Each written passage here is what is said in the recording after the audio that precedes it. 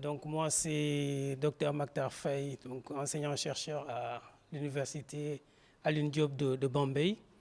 Donc présentement, je suis avec mon collègue Dr Lataboro Sow, donc, qui est également enseignant-chercheur au niveau de l'université, et des collègues qui sont donc du lycée de Bombay, donc Dr Fakoro, donc, qui est enseignant au niveau du enseignant en physique, donc au niveau du lycée, et le collègue Michel Faye également qui est enseignant au lycée. Nous sommes également en présence donc des élèves du lycée de Bombay, et nous allons être rejoints dans quelques instants par les élèves du lycée de Nangalman et de Bombay Serer. Alors, donc, notre objectif aujourd'hui, c'est d'organiser une journée d'éducation scientifique. Alors, l'organisation de cette journée vient d'un constat. Le constat est que donc, les élèves font beaucoup de physique et de chimie au lycée. En classe donc ils commencent la physique en classe de seconde, non, en classe de quatrième, donc jusqu'en terminale, et ils font beaucoup de théorie et peu de pratique. Alors, comme que nous avons acquis récemment pas mal de matériel grâce au CDP, nous avons eu l'idée donc d'inviter les élèves des lycées pour venir un tout petit peu visiter les classes, les laboratoires que nous avons, et voir un tout petit peu quelques types de manip qu'ils peuvent réaliser et dont la théorie a été faite en classe de seconde, première ou terminale. Et donc, à la suite donc, de cette visite de labo, on va commencer par une visite des laboratoires qui va être suivie par quelques manipulations en salle de TP. Donc ça, c'est la première partie. Et à la suite de cette première partie, nous allons organiser une petite conférence sur la lumière et l'astronomie pour montrer aux élèves les notions de base de la lumière et cette lumière qui sera utilisée pour faire de l'observation astronomique. À la suite de cela, donc, nous allons organiser un petit dîner, et après nous allons essayer de voir si avec le télescope donc, qui nous a été offert par donc, nos collègues de l'université d'Aix-en-Provence, on peut organiser une séance d'observation. Bon, ce ne sera pas évident parce que depuis 2 jours, le ciel n'est pas très clair. Donc, il est un peu nuageux, mais on va essayer. Peut-être qu'on aura des surprises d'ici là. De nous avoir invités sur cette journée, et nous espérons en profiter pour apprendre pas mal de choses. Oui. Et nous voyons cette collaboration qui est toujours constructive entre le lycée de Bombay et l'université Alioune Diop. Nous avons constaté chaque activité. Le lycée de Bombay est invité. Oui. Donc, et nous sommes très contents de cette invitation. Bonsoir tout le monde. Je suis le nouveau président du club de physique Angundian là-bas. Donc, c'est une occasion pour faire un peu de manipulation, puisque on est ici pour guider nos jeunes frères des lycées de Bombay, Nangalman et Bombay Seré, pour pratiquer un peu quelques manips à faire. Donc, pour vous montrer que la physique, ce n'est pas quelque chose de diable. Donc, c'est accessible à tout le monde pour vous faire aimer la physique. Pour que, dès que vous aurez votre baccalauréat, Inch'Allah, vous vous intéresserez, Inch'Allah, à la science, Inch'Allah. Merci, c'est tout. Et je remercie tout le monde pour la confiance. Je m'appelle Mohamed Lamine Bitey. Je suis un élève de la terminale S2 au lycée de Nangalman. Vraiment, je vous dis que nous sommes très honorés aujourd'hui d'être présents ici pour des raisons on peut dire que de découvertes à travers la physique et aussi à travers l'astronomie. Et vraiment, nous sommes très honorés aujourd'hui. Je vous dis que vraiment, au nom du lycée de Nangalman, vraiment, nous sommes très, très, très honorés de venir ici participer à cette journée. Vraiment, et c'est ça les sciences, c'est ça l'importance aussi des sciences, c'est ça qui fait, je peux dire, qui fait de nous de réels, on peut dire, scientifiques. Et vraiment, nous sommes très, très honorés. Et nous avons hâte aussi de visiter les laboratoires ici présents. Comme nous n'avons pas la chance d'avoir des laboratoires au sein de notre lycée, et nous aurons aussi la chance de visiter vraiment ici les laboratoires qui s'y trouvent. Et donc, vraiment, merci beaucoup. Je vous remercie. Merci. Donc, bonsoir, on vous salue vous tous. Je me nomme Babacar Ndiaye. Nous venons du lycée de Bambey Serer. Aujourd'hui, nous sommes très contents aussi d'être ici. Parce que je peux dire que cette journée restera gravée dans les mémoires. Parce que nous sommes des amoureux nous sommes des amoureux des sciences. Et nous n'avions pas aussi l'occasion aussi de visiter aussi des laboratoires ou de faire aussi de la pratique. Or, si on parle de science, c'est accompagné de la pratique. Parce qu'il n'y a pas de science sans la pratique. Donc aujourd'hui, nous sommes très contents aussi d'être ici. Merci.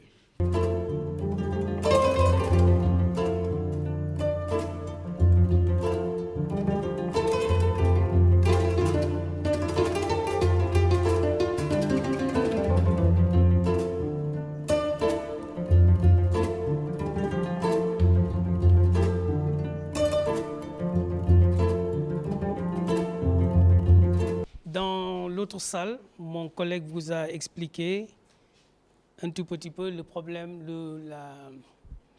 le processus par lequel on crée de l'électricité par voie solaire. Bon, alors dans cette salle-là, on a des applications. C'est-à-dire une fois qu'on a installé les panneaux, donc ça vous avez les panneaux, et qu'on arrive à produire donc de l'électricité, qu'est-ce qu'on peut faire de cette électricité? Donc une fois qu'on produit de l'électricité, donc par voie solaire, donc le courant peut être récupéré donc à l'aide de ces deux fils-là. Et puis, donc une fois le courant récupéré, on peut l'injecter dans la maison. Donc par l'intermédiaire, voilà. Donc vous avez ici donc des entrées où on peut injecter donc le courant récupéré par voie solaire, et à partir de là on peut faire on a ici un tout petit peu l'installation d'une maison. Donc on peut alimenter des lampes, on peut voilà, donc tout ce que vous voulez. Donc ici vous avez des différentiels, et donc vous avez ici le système qu'on appelle système sur site isolé. Ça veut dire qu'avec votre panneau solaire, vous pouvez alimenter une maison qui est voilà, à l'intérieur des terres, donc où vous n'avez pas de réseau. Donc en général, c'est ça un peu l'intérêt de l'énergie solaire. Ici, on a le même dispositif, seulement ça c'est en site non isolé, c'est-à-dire que cette maison-là est raccordée à la fois au secteur, donc au réseau de la Sénélec, et au panneau photovoltaïque. D'accord? Donc souvent, parfois, quand vous avez suffisamment d'énergie, vous faites fonctionner votre maison avec les panneaux photovoltaïques. D'accord? Si vous n'avez pas suffisamment d'électricité, vous faites fonctionner votre maison avec le réseau de la Sénélec.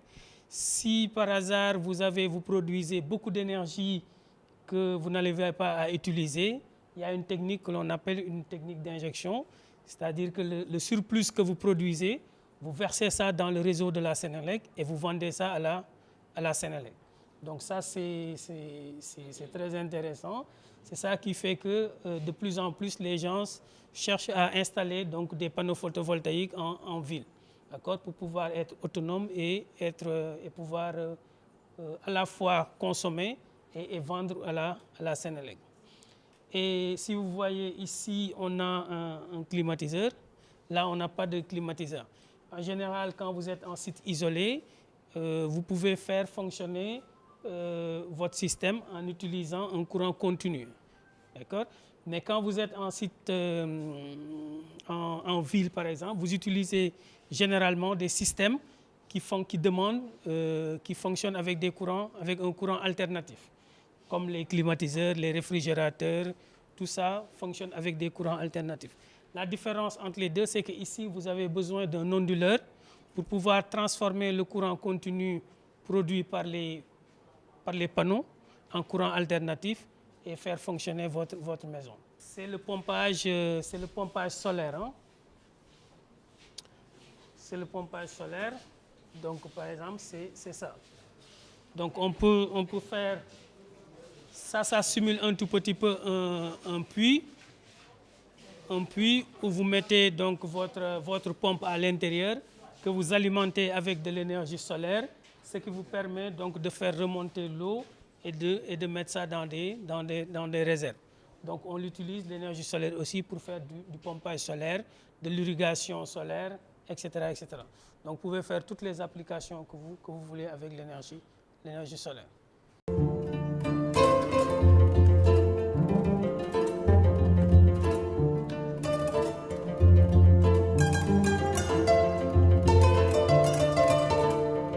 Vous avez ce qu'on appelle un oscilloscope.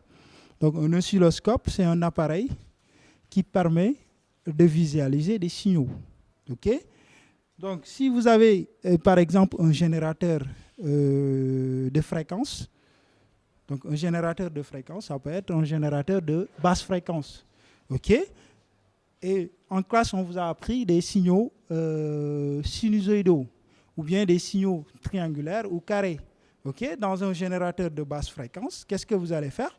Vous allez vous mettre dans un signal que vous voulez, par exemple carré ou je sais pas, triangulaire ou sinusoïdal, et vous envoyez ce signal-là à l'entrée de cet appareil, donc qui est l'oscilloscope, et vous avez différents canaux. Donc ça, c'est le canal 1, et là, vous avez le canal 2.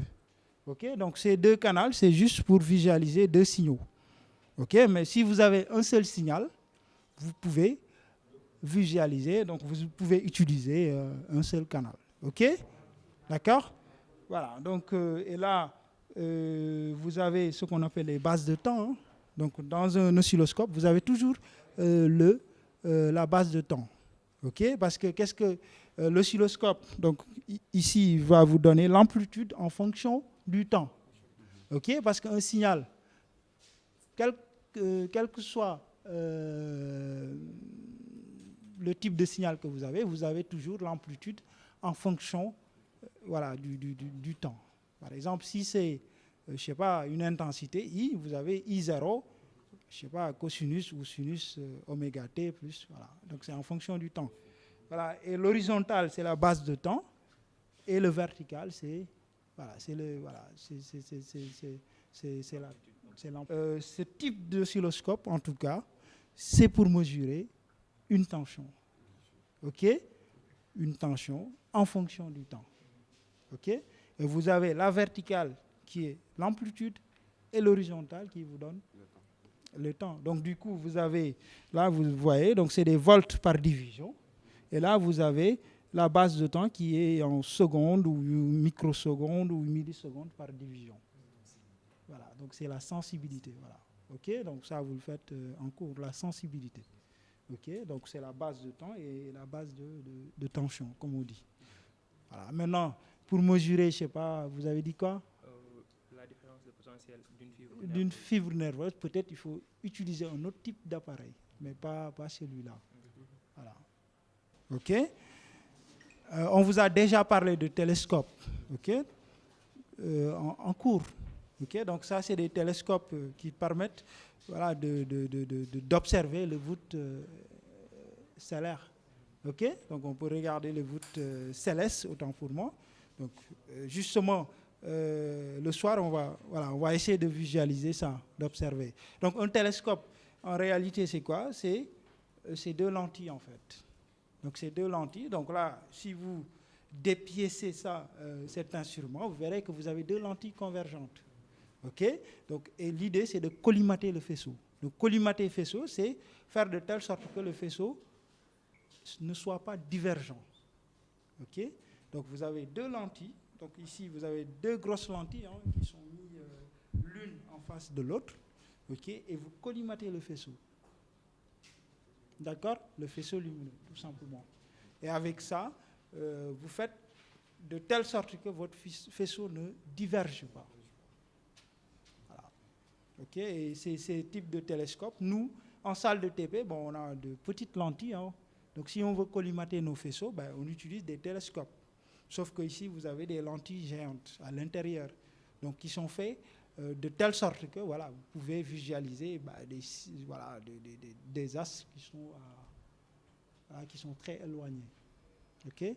Mais retenez qu'un télescope, bon, la base, c'est deux lentilles convergentes qui sont mises l'une en face de l'autre pour collimater le faisceau. OK? Donc c'est ça le principe de base. Maintenant, il y a d'autres choses qui sont beaucoup plus compliquées. Bon, je vous laisse retenir ça. Et c'est le plus important. OK? Donc une fois que vous allez commencer à manipuler ça, par exemple en L1, là vous aurez vous allez vous dire, ah, c'était ça. Voilà. Mais pour le moment, retenez qu'un télescope, en fait, c'est juste pour collimater le faisceau. C'est-à-dire faire de telle sorte que le faisceau soit parallèle, comme ça. OK?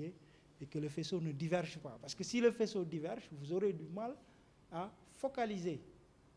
Parce que ce que vous voulez visualiser, il faut que la lumière soit focalisée à ce point-là. OK? Voilà, donc ici, vous avez une mini-centrale. OK?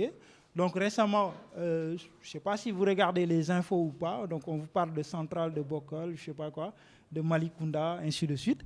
En fait, c'est des panneaux solaires qu'on met les uns après les autres. Voilà, et ici, donc c'est pour faire des TP. Donc on a un master d'énergie solaire. Donc master, c'est Bac plus 5. En fait, on forme des spécialistes en énergie solaire. Donc ici, qu'est-ce qu'on va faire? On va simuler le soleil. Donc on sait que là, les rayons solaires qui arrivent dans la salle sont filtrés parce que vous avez des rideaux. Voilà.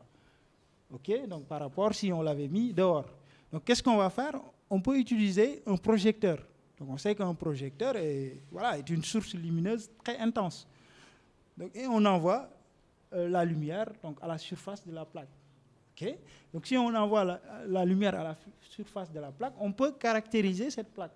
On peut mesurer ce qu'on appelle le courant en fonction de la tension, autant pour moi. Okay? Et ça permet de connaître le courant, parce que ce qui est important, c'est le courant. Okay? Le courant que génèrent, par exemple, ces plaques solaires-là.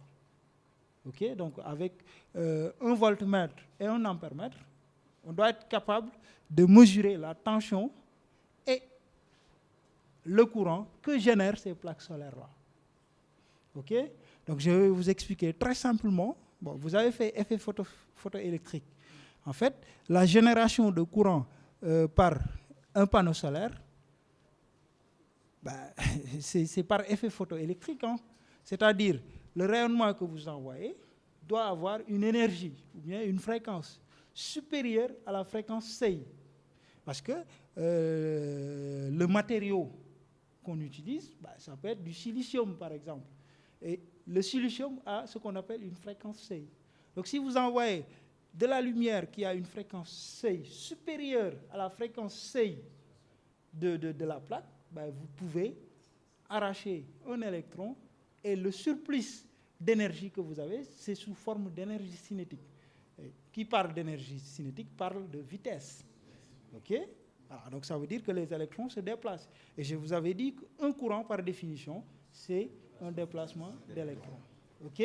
Donc, voilà, donc c'est ce principe-là qu'on utilise, OK, pour générer du courant. Et une fois qu'on fait ça, on a des appareils derrière qui nous permettent de mesurer le courant que génère la station, OK, la mini-centrale. OK?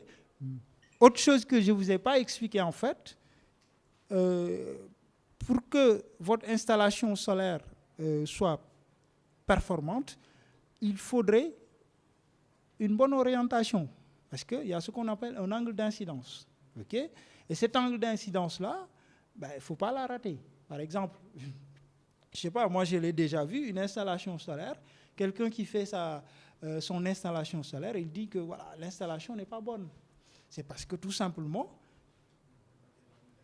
ils ont raté l'angle d'incidence. Parce que si vous ratez l'angle d'incidence, les rayons solaires qui arrivent ben, ne sont pas absorbés par la plaque, tout simplement.